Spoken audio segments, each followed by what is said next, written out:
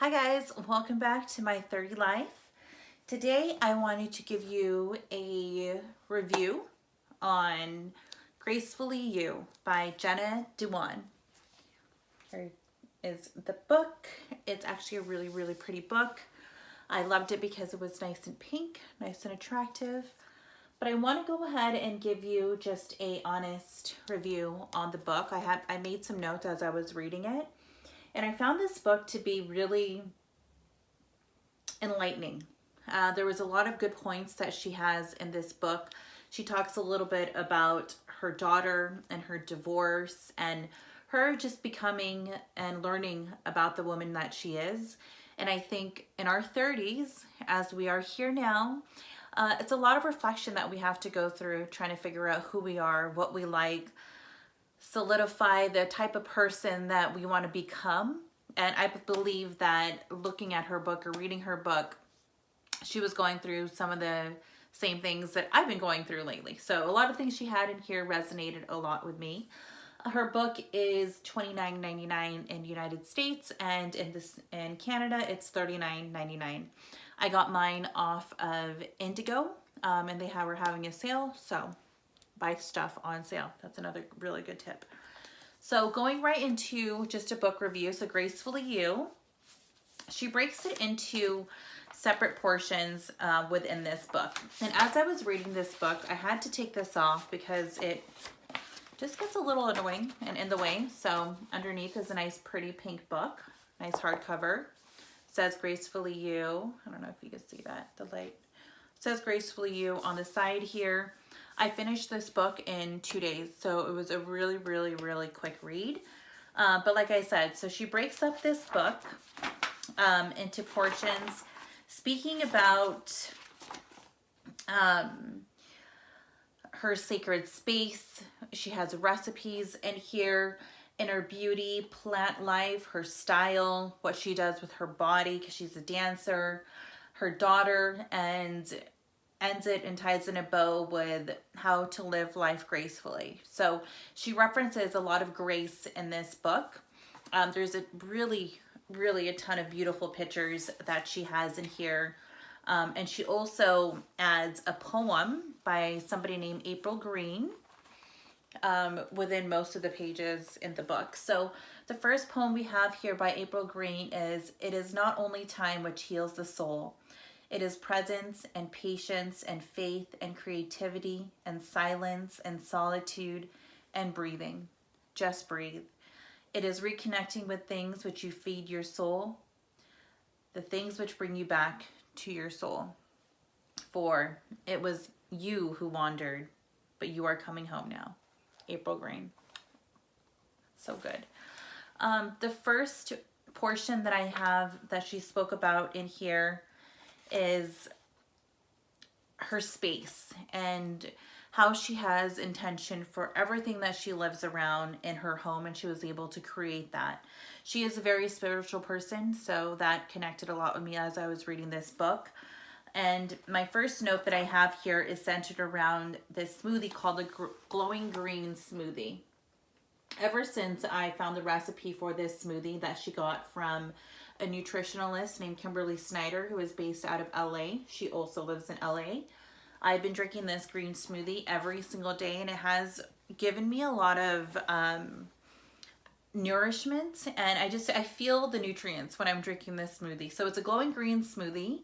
I can show you guys how to make it, but it is made up of water, romaine lettuce, celery, spinach, apple, pear, banana, and a lemon. And I also throw in some parsley in there as well. But she drinks this every single morning, and she talks about how she's always been really physically fit. She was a dancer. She has also come from going through things like auditions and hearing no a lot and not being accepted, and really persevering through everything that led her up to where she is in her career now. The next thing that I left a note on here is how she finds time to relax and makes time for herself, her being a busy actress. So she has something called Sweet Dreams, and she breaks up dream into an acronym of disconnect, reach, evaluate, ask why, and meditate. And these are things that she goes through when she finds time to wind down or become a little bit more centered.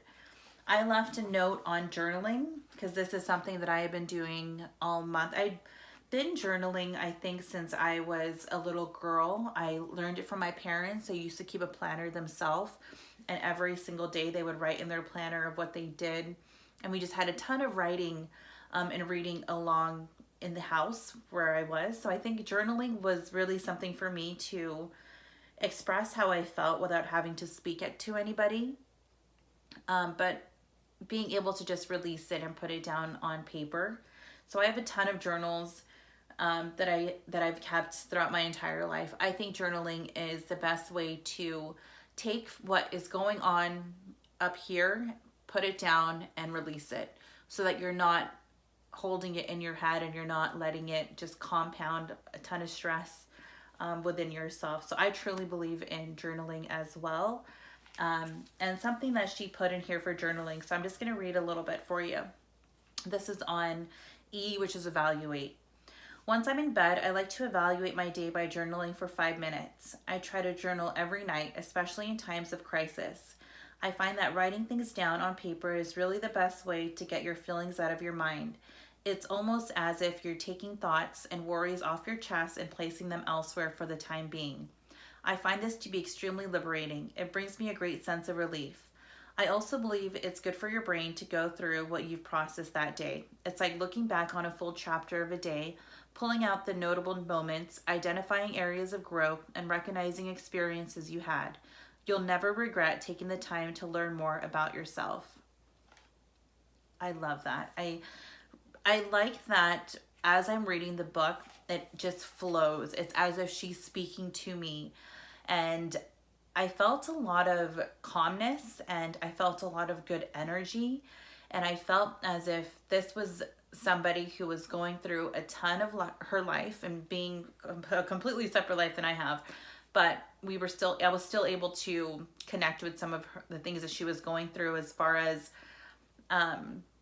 relaxing, being able to really breathe and get within your body and take away a lot of the stress that you have going on. She does mention here that she is a bit of a warrior and is controlling, or not controlling. She likes to be in control of a lot of things, which I think a lot of us do. It helps us to give us peace of mind when we are able to control stuff. But her ways of dealing with that, of releasing the control, going with the flow, and relaxing herself, were a lot of things that I resonated with me. I'm sorry, this is my first book review and I may be all over the place, but I'm trying because it was such a good book and I finished it in 2 days, and I just loved everything about this book. I was like, you're speaking to me. Another thing that she spoke about in here are crystals, and crystals are some things that I have connected with more recently in the past couple years. I also started wrapping crystals with wire, and I think that's just a little fun hobby of mine that I like to do. But I also find that crystals are something that is alive.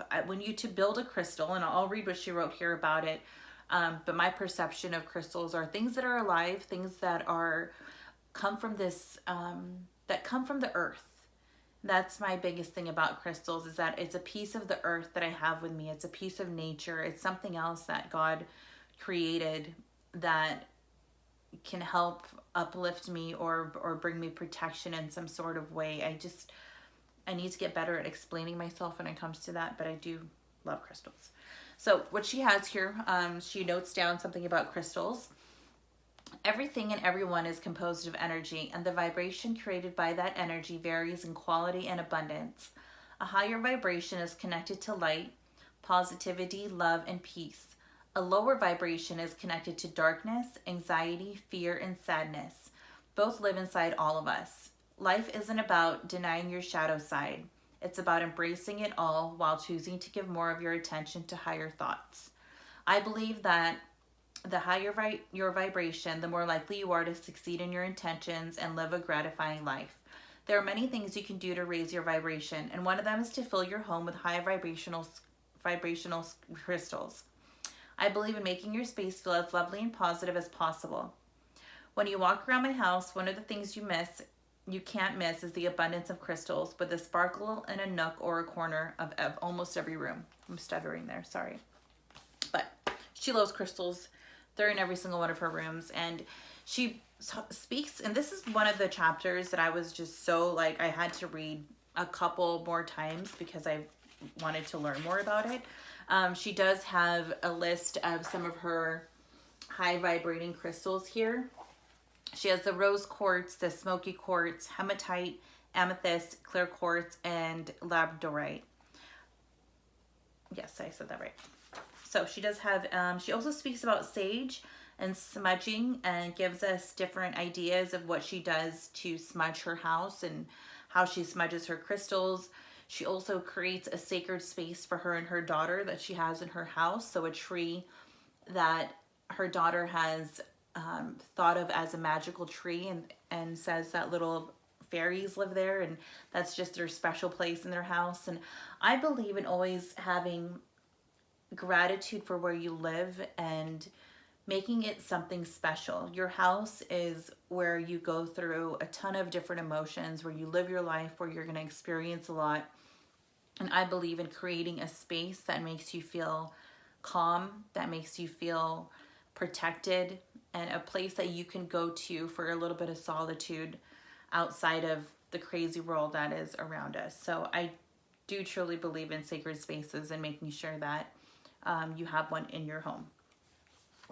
Another chapter that she has here is breath work. She speaks about the 4-7-8 breath work method. Essentially, the 4-7-8 breathing technique is a pattern of breathing benefits. It focuses on our breath. We pay less attention to our worries, stressors, and anxieties as we deliver delicious oxygen to our organs and tissues. Our minds are at ease. I practice the 4-7-8 when I'm really working through something, or even just when I'm in need of an excellent good night's sleep. So some of the tips that she has here is get comfortable. With relaxed lips, loudly exhale completely through your mouth. Close your lips and inhale silently through your nose as you count to 4 in your head. Hold your breath for 7 seconds. Audibly exhale through your mouth for 8 seconds. So breath work, I think, is just filling your lungs up with as much air as you possibly can. So this is something she talks about in here. Visualization. This was something that, once again, I've obviously have connected a lot to this book. And I think if you're on this journey of self-realization and trying to figure out how you can navigate through life throughout all the craziness and calm your mind and feel at ease and do the work that it takes for you to be a little bit more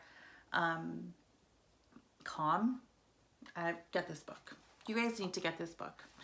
So visualization, she speaks a ton about this, about when she used to go for auditions and she didn't know if she was going to get the part or not, but she visualized how it would feel in order for her to get the job, or she visualized her performing to the best of her ability so that she was able to get rid of some of the nerves during her rehearsals. Visualization is huge. I think you really need to figure out what it is you want. Imagine yourself achieving it, having those feelings resonate with you, and therefore you're living in the moment of actually already receiving what you want. You're telling the world and the universe you already have it, you've already felt it, you're already there, therefore it is yours and it will happen. Visualization is key. And the last one that I have here that I made a note on is the question pose. And she has really good photos here, guys. I love her. This just made me love her so much. But I do want to speak to you about the question pose. This pose can be described as a way of muscle testing your body. It's one of my favorite techniques to let my body guide me. Through this pose, my body will always give me an accurate reading of my true feelings by answering questions my mind might have more complicated time dealing with. Standing straight with your arms to your side and knees slightly bent, ask yourself a question. If the answer is yes, you'll fall forward. If it is no, you'll fall backward. Test it out first. I'll ask, is my name Jenna? And find myself leaning forward. From there, I'll ask a more complex questions regarding anything I'm trying to work through or decide. Be patient with yourself and give yourself time to process tougher questions. I know it sounds a little crazy, but I promise you this works. That was amazing. She speaks about checking in with your heart. She has really good photos here. And I want to read you another poem. So every single chapter there is going to be that poem by April Green. I won't tell my daughter that she can be anything she wants. I will tell her to be herself and that anything she wants will float beautifully towards her. And she goes into the chapter about speaking about her little goddess, her daughter. Now her and Channing don't show their daughter's face in any social media, and I think that is amazing in itself. She talks about how her daughter has helped her appreciate life in a child's eyes. Everything to a child is new, and it makes her understand how beautiful life is and how to embrace the little things that happen around you in everyday life. She speaks about heartbreak. This is another poem from April Green. The most startling thing about heartbreak is in the looking back and noticing that the world didn't actually end. And she was so human through all of it. Well, I don't know what else would I think she would have been, but she was able to be vulnerable in this book. She was able to teach us what she has done, and being in her 30s right now, to deal with all of the things that she has dealt with and how she's dealt with it, and to protect her heart and to protect her emotionally. She's gone through a lot, as everybody has, I believe. And I think this is just an amazing book. She has really good points here. I took a ton of notes. I'm going to give it to my girlfriends to pay it forward. But Gracefully You, 2 thumbs up for me. Go out and buy it or get it at your local library by Jenna Dewan. Thanks, guys.